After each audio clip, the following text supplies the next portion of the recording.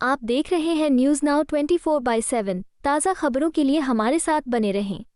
LJP Ramvilas प्रमुख चिराग पासवान ने कहा, बिहार में मत प्रतिशत घटने का बहुत बड़ा कारण ये रहा कि जिस तरीके से विपक्ष के कैडर को अपनी हार पर ज्यादा विश्वास है, जिस तरीके से वे मानते हैं कि हमारे बाहर निकलने के बाद भी हमारा प्रत्याशी नहीं जीतने वाला है, ये बड़ा कारण रहा जिस कारण से मत प्रतिशत बिहार में थोड़ा कम रहा।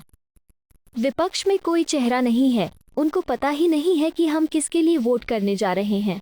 बिहार में मत प्रतिशत घटने का कारण एक बहुत बड़ा ये रहा कि जिस तरीके से विपक्ष के कैडर को अपनी हार पर ज़्यादा विश्वास है, जिस तरीके से वो मानते हैं कि हमारे बाहर निकलने के बाद भी हमारा प्रत्याशी नहीं जीतने वाला है, तो ये कारण बड़ा रहा जिस तरीके से बिहार में मत प्रतिशत थोड़ा कम रहा, क्योंकि विपक्ष के कैडर में और उसमें उनका आधार कैडर भी जो है उसमें भी उदासीनता देखने को मिली। एक तो विपक्ष में कोई चेहरा नहीं है, उनको पता ही नहीं है कि भैया हम लोग वोट किसके लिए हम लोग करने जा रहे हैं।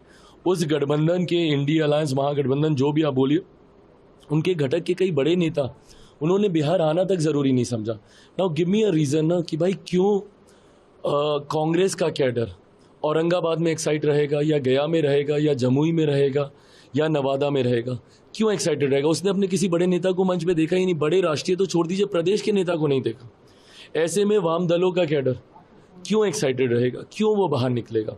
तो ऐसे में ये उदासीनता एंड इंक्लूडिंग राजद का कैडर से वही बाहर निकला जो गाली गलौज करता है, वही बाहर निकला जो लोगों के साथ मारपीट करता है। जिस तरीके से जमुई में मारपीट की गई, जिस तरीके से मेरे परिवार को गाली दी गई, तो वो लोग जिनको लाठी में तेल पिलाने की आदत है, वो लोग लठैत लेकर ज़रूर बाहर निकलने का काम किया।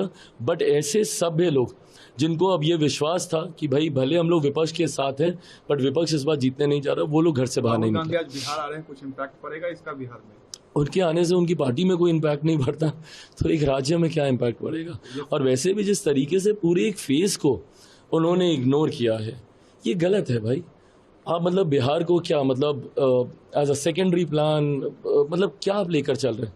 एक पूरा फेज निकल गया और आप बिहार आपने आना आपने ज़रूरी तक नहीं समझा। क्या बिहार की जनता को ये दिख नहीं रहा है कि आप कैसे बिहार को इग्नोर कर कर आप चल रहे हैं? तो ऐसे में मुझे नहीं लगता उनके आने से कोई भी फर्क पड़ने है। आपको यह वीडियो पसंद आया हो तो इसे लाइक करें, हमारे चैनल को सब्सक्राइब करें।